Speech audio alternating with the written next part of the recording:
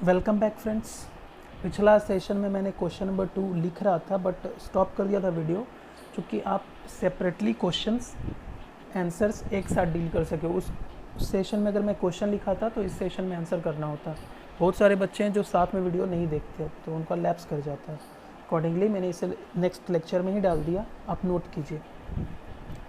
X company limited purchased goods at A cost of ₹40 lakhs। X company limited ने purchase करा goods at A cost of ₹40 lakhs इन अक्टूबर 2019। 2019 में अक्टूबर में purchase करा था goods 40 रुपये के कीमत पे, ठीक है ना। मार्च 20 तक 2020 तक 75% जो था स्टॉक का वो बिक चुका था। 75% of the stock was sold. तो 40 लाख का मैंने माल ख़रीदा था, जो भी मेरा माल था 40 लाख रुपए का ख़रीदा था मैंने, जो हमारे पास होगा उसमें से 75% जो हिस्सा था ना वो बिक चुका था। तो बचा हुआ होगा कितना अपने पास? 25%। सर मार्च की क्या अहमियत है?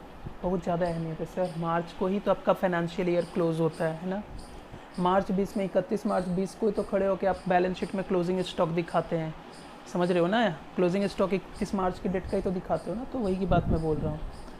तो 75% जो था मेरे पास बचा हुआ था, तो जो मेरा बचा हुआ वो हुआ, वही तो मेरा क्लोजिंग स्टॉक होगा ना। तो 25% 40 लाख रुपए का जो माल था मेरा वो बचा हुआ है, 75% जो था वो बिक चुका है। Company wants to disclose closing stock at ₹10 lakhs। Company जो है वो चाहती है कि क्लोजिंग स्टॉक को मैं दिखाऊं एट ₹10 lakhs, 10 लाख की कीमत पे मैं दिखाऊं क्लोजिंग स्टॉक को। सर कहीं ना कहीं हमें तो कुछ समझ में आ रहा है, बिल्कुल समझ में आ रहा होगा कि 40 लाख हमारी परचेज़ थी, तो उसमें से 25% हिस्सा जो हमारा बचा है, तो 25% 40 लाख का कितना हो गया सर? 10 लाख। यानी कि कॉस्ट बता रहा है कि 10 लाख का माल बचा हुआ है, तो 10 लाख पे कंपनी जो है चाहती है कि उसे डिस्क्लोज़ कर दे, यानी कि बैलेंस शीट में क्लोजिंग स्टॉक की वैल्यू 10 लाख पे वो दिखाई। ऐसा कंपनी चाहती है, कंपनी ऐसा चाहती है, ठीक है। तो कंपनी चाह रही है कि कॉस्ट पे दिखाएं, तो क्या कॉस्ट पे दिखाते हैं AS2 के अकॉर्डिंग? नहीं सर, AS2 के अकॉर्डिंग इन्वेंट्री का जो हम लोग वैल्यूएशन करते हैं वो कॉस्ट या NRV जो भी लोअर होगा, कॉस्ट और NRV विचेवर इज़ लोअर, उसी पे तो आप इन्वेंट्री की वैल्यूएशन करते हैं, ठीक है सर। Yes sir. आगे क्या बोल रहा है? Expected sales value is ₹11 lakh.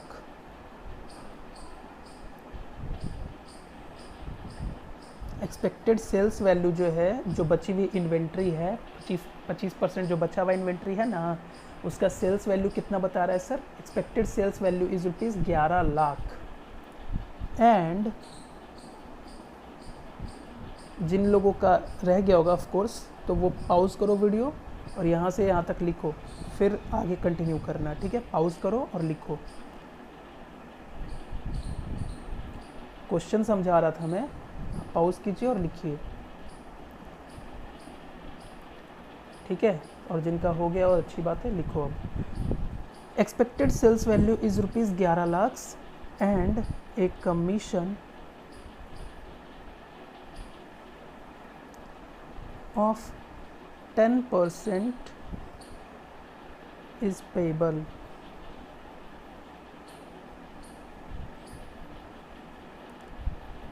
to the agent।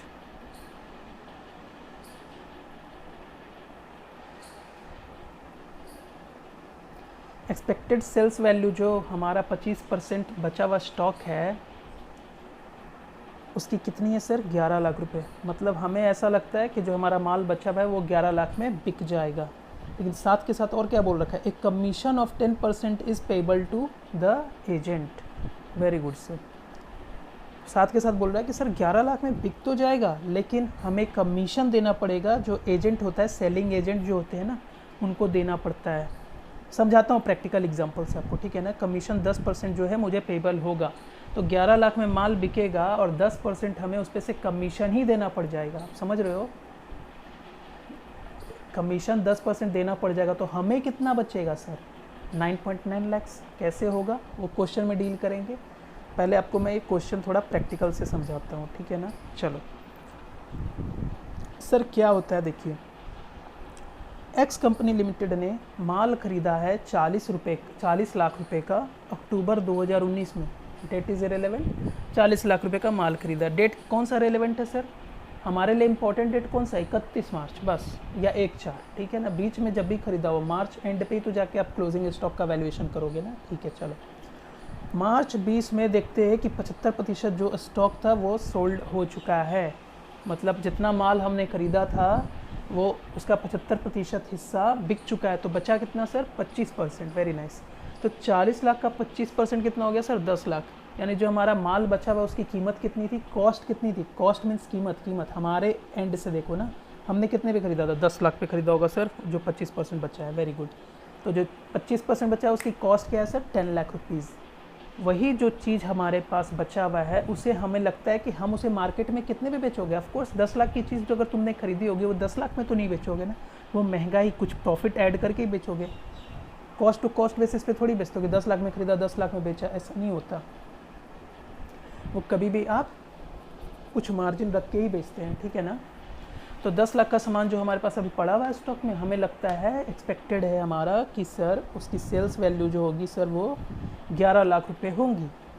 अच्छा एक बात बताओ, बहुत जगह ऐसा होता है कि आप डायरेक्ट सेल नहीं करते हो, आप एजेंट्स अपॉइंट करते हो कि जाओ हमारा जाके माल बेचो, ठीक है ना। तो आपको कितना रियलाइज़ हुआ ये इंपॉर्टेंट है ना, आप समझ रहे हो। बहुत जगह होता है आप अपने स्टाफ को लगाते, जाओ बेच के आओ, तो उसको भी तो कुछ दोगे। तो उसी तरह से सर यहाँ इस क्वेश्चन में दे रखा है कि कमीशन जो है 10% का पेबल है, यानी आपको देना पड़ेगा। किसको? एजेंट को। माल को बेचने में आपको 10% जो है कमीशन देना होगा। किसको सर? एजेंट को। तो 11 लाख रुपए सेल्स वैल्यू तो है सर, लेकिन हमें कितना रियलाइज़ होगा? रियलाइज़ मतलब आपका जो बिजनेसमैन है ना उसके जेब में कितना आएगा। नेट रियलाइजेबल वैल्यू का मतलब समझिए सर। नेट मतलब सब खर्चे काट के हमारे जेब में जितना आएगा ना उसी को बोलते हैं सर नेट रियलाइजेबल वैल्यू। तो अगर 11 लाख हमारे को दिखा रखा सेल्स वैल्यू, तो ये आपका नेट रियलाइजेबल वैल्यू थोड़ी, वो तो सेल्स वैल्यू है सर। सेल्स वैल्यू है कि 11 लाख में बिकेगा माल, लेकिन हमारे को कितना रियलाइज़ होगा, हमारे जेब में फाइनली कितना रुपये आएगा। सर 11 लाख तो सर बेचने में लग जाएगा, सॉरी 11 लाख तो बेच के आएंगे जो भी आएंगे, लेकिन साथ के साथ हमें 10% उस माल को बेचने में एजेंट को देना पड़ जाएगा। तो सेलिंग प्राइस कितनी हो गई? 11 लाख रुपए, लेकिन सेलिंग एक्सपेंसेस क्या हो गई सर? 10% ऑफ 11 लाख, तकरीबन 1.1 लाख हो गया ना। Yes sir. तो 1.1 लाख आप किसको दे दोगे? एजेंट को। 10% वो ले लेगा, 10% बोले तो 10% कमीशन ले लेगा एजेंट, ठीक है। तो आपके पास कितना नेट कितना आया सर? 11 लाख में से जितना कमीशन दिया हमने उसे घटा देंगे तो बाकी हमारे जेब में आया। तो नेट रियलाइजेबल वैल्यू इस केस में सर 9.9 लाख हो जाएगी। समझ रहे हो। अब बताइए, कंपनी जो बोल रही थी कि हमारा जो 25% स्टॉक है जिसका 10 लाख रुपए कीमत है, हम उसे 10 लाख पे दिखाना चाहते हैं, तो क्या वो सही है या गलत है? सर बिल्कुल गलत है। बोले कैसे? सर कॉस्ट 10 लाख रुपए और नेट रियलाइजेबल वैल्यू जो हमने निकाला वो 9.9 लाख होगी। तो कॉस्ट और NRV whichever is less, कौन है कम? 9.9 lakh. 9.9 lakh net realisable value. इसलिए जो इन्वेंट्री का वैल्यूएशन करेंगे वो हम एनआरवी पे करेंगे इस केस में, ठीक है। अगर हाँ यही लिखा रहता कि 5% पेबल है एजेंट कमीशन को, कमीशन मात्र कितना 5% है, तो क्या होता सर? तो 11 लाख में से सिर्फ 55,000 जाते, तब आपका जो नेट रियलाइजेबल वैल्यू होती वो 10 लाख से ज़्यादा हो जाती। तो उस केस में कॉस्ट और एनआरवी क्या होता? कॉस्ट आपका कम होता, 10 लाख रुपए होती है, जबकि नेट रियलाइजेबल वैल्यू 10,45,000 समथिंग होता, ठीक है ना। तो उस केस में आपका कॉस्ट जो होता सर वो कम होता, इसलिए आपकी कॉस्ट पे वैल्यूएशन हो जाती। आप समझ रहे हो ना मेरी बात। सर क्रक्स ये है, निचोड़ ये है कि सर कॉस्ट और एनआरवी जो भी कम होगा उसी पे हम वैल्यू करेंगे आपके इन्वेंट्री की। समझ रहे हो? बिल्कुल सर। चलिए अब इसे लिख लेते हैं। आई होप कि सब ने लिख भी लिया होगा और आसानी से समझ भी लिया होगा। सॉल्यूशन।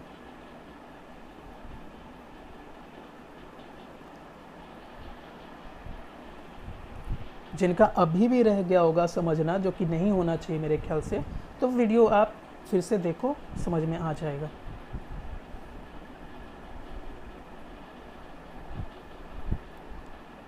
सेलिंग प्राइस कितनी बता दी सर? ₹11 लाख।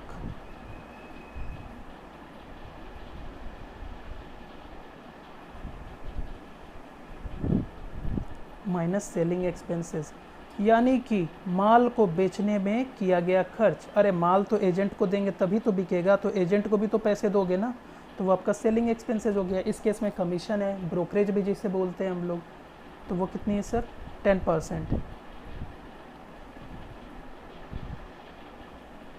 हम लोग अक्सर ऐसे भी बोलते हैं ना कि अच्छा ठीक है मेरा स्टॉक पड़ा हुआ है, जाओ जाके बिकवा दो, तुम्हें मैं इतना परसेंटेज उसमें से दे दूंगा।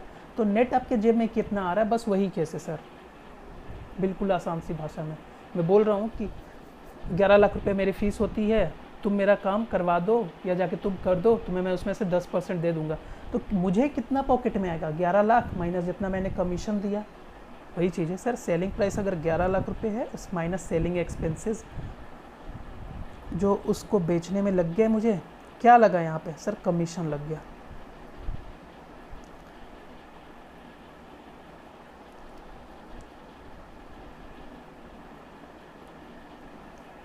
तो नेट रियलाइजेबल वैल्यू क्या हो गई सर आपकी,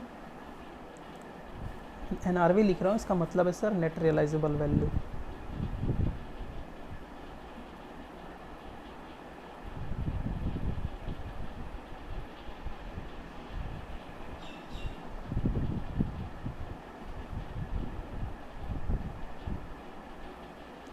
₹9.9 लाख, ठीक है।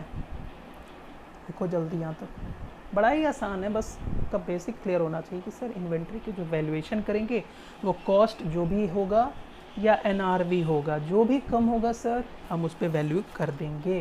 बड़ा ही आसान सा है, इतना आसान से तो मैंने बता दिया इसमें कि सर 11 लाख रुपए में माल बिकता, मुझे उसे बेचने में इतना रुपए का कमीशन देना पड़ गया, तो मेरे पॉकेट में कितना आया, नेट मुझे कितना रियलाइज़ हुआ, समझ रहे हो ना, 9.9 लाख। तो कंपनी जो चाह रही थी कि मैं 10 लाख पे दिखाऊं, जो क्या था उसका सर कॉस्ट था, आप एक्चुअल में देखेंगे तो वो कॉस्ट ही था। 40 लाख का जो माल खरीदा था 75% बिक गया, तो 25% बच गया, 25% जो बचे तो 40 लाख, 25% कितना हो गया सर 10 लाख। तो 10 लाख का कॉस्ट था सर, वो उसी पे चाह रहा था कि दिखा दो मेरी इतनी पे खरीद है, 10 लाख पे मेरी जो स्टॉक पड़े हुए वो खरीद पे है, कॉस्ट पे, तो मैं उतने पे दिखा दूं। लेकिन हमारा कंसेप्ट के अनुसार जो नेट रियलाइजेबल वैल्यू आया वो कॉस्ट से कम आ गया, इसलिए अकॉर्डिंगली हम लोग कॉस्ट पे दिखा देंगे, नहीं नेट रियलाइजेबल वैल्यू पे दिखा देंगे, यानी कि 9.9 लाख पे। चलो इसे थोड़ा प्रोफेशनली हम लोग लिखते हैं कि सॉल्यूशन लिखेंगे कैसे लास्ट में, ठीक है। चलो लिखो, ये लिखिएगा, ये चीज़ लिखने से ना आंसर सुंदर आता है, प्रेजेंटेशन होना चाहिए थोड़ा। Inventory will be valued at lower of cost and NRV, यानी कि नेट रियलाइजेबल वैल्यू, जो भी कम होगा कॉस्ट या NRV में से उस पर वैल्यू होगा। The cost of inventory is ₹10 lakhs. Hence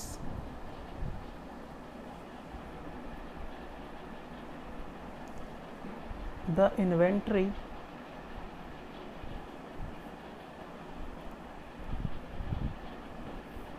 will be valued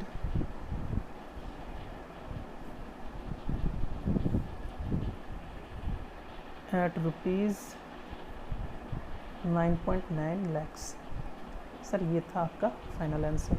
देखो लास्ट में इस तरह से लिखोगे ना तो थोड़ा अच्छा लगता है, प्रेजेंटेशन मैटर करता है ना, किसी चीज़ को फेंकिए मत, थोड़ा प्रेजेंटेशन कीजिए तो बेटर मार्क्स मिलते हैं, ठीक है ना।